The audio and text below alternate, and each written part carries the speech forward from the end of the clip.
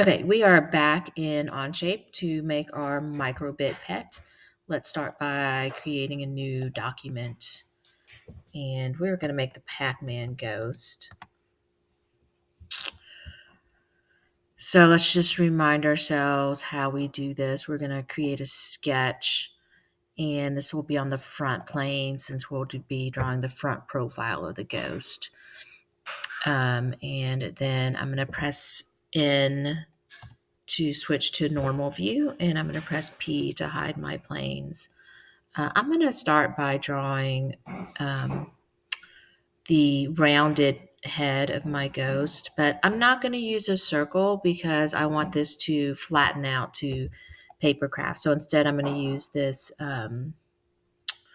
circumscribed polygon. That means I am going to have a circle that's my that uses construction lines, but then it's going to draw a polygon inside that. And it starts off with a hexagon, but once I click or once I let go of the mouse, it allows me to adjust the number of sides by moving my cursor in or out toward the center. And I like my ghost um, as a decagon, so I'm going to have 10 sides. Now, I haven't dimensioned it or aligned anything, but I do want the top of my ghost to be flat. So I'm going to take the horizontal constraint and apply it to a side, and that will give me a top side that's pretty flat. The other thing I'm going to do is I'm going to dimension this construction circle to be 100 millimeters, and that'll be just the right size to put a microbit inside. So let me take my line tool, and from the side, I'm going to make a vertical line.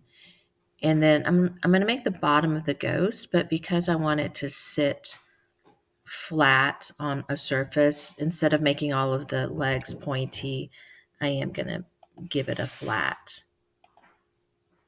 point.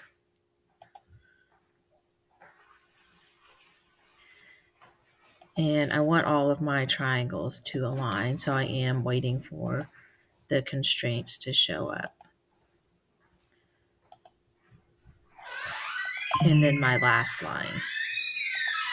Okay, that looks pretty rough, but I'm going to go clean it up by making this line vertical. And then I want all of these surfaces to be equal, so I'm going to apply an equal constraint to all of that. I do want these to look like zigzags, so I'm going to apply an equal constraint to all of these as well.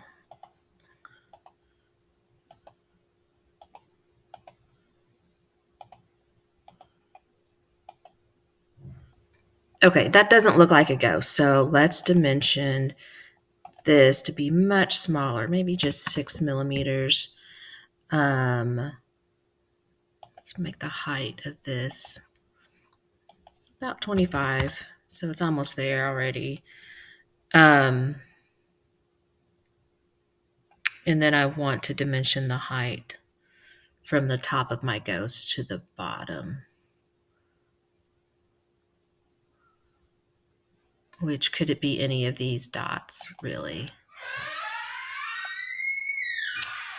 I want it taller than that. Let's make it 150. Okay, that's starting to look like a ghost. And I can extrude that. Oops, that whole surface, and we'll make it 60 thick because I want it to be big enough where I can stick my hand inside it.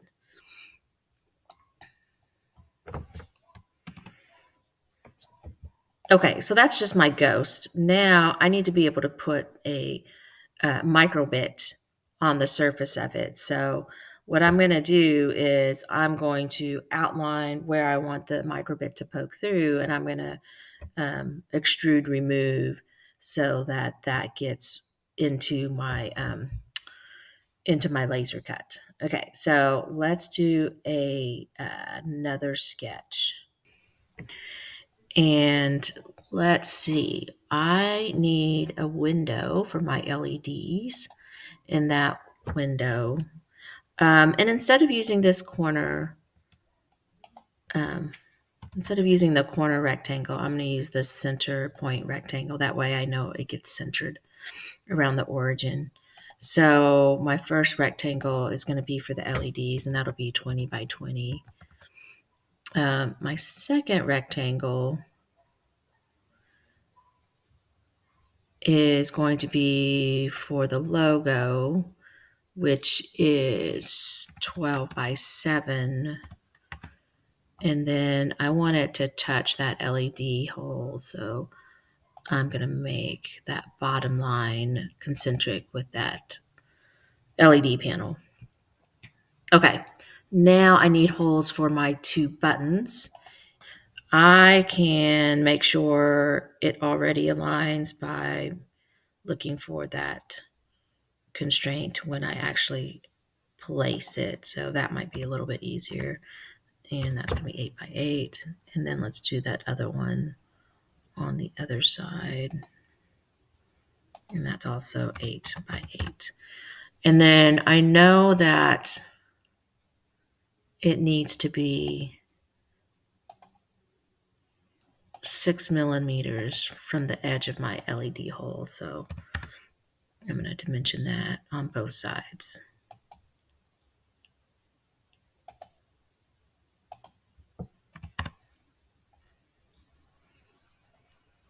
Okay, those are all the holes for the microbit to poke through. But I also need to put a mounting plate underneath so that my microbit can sit on something. And I'm going to, instead of using glue, I'm going to place a couple of screw holes. And so to place my screw holes, I'm going to put a construction line underneath that's going to be horizontal. That one's going to be 65 millimeters wide. And I'm going to place a midpoint on there so that I can come back and align that midpoint with my origin. Okay, the other dimension that I'm going to set is I need to make sure that those screw holes are centered 7 millimeters below that window.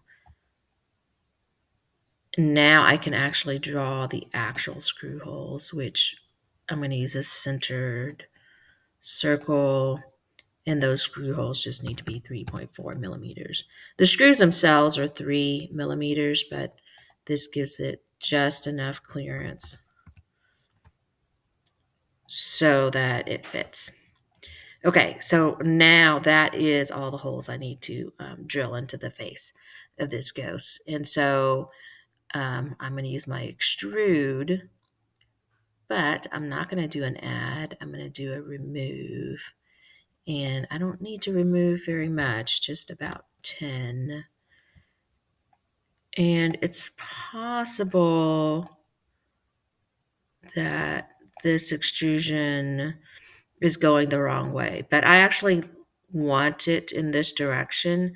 I'm actually going to go back to my extrusion 1 and make that go the opposite direction. So now what happens is my holes show up on the front of this ghost. And when I shift 7, that is the ghost that I'm expecting to see. For my next step, I will need to export this. So let's go ahead and rename this to ghost. And then I can right click here to export. And I will want this to be an STL.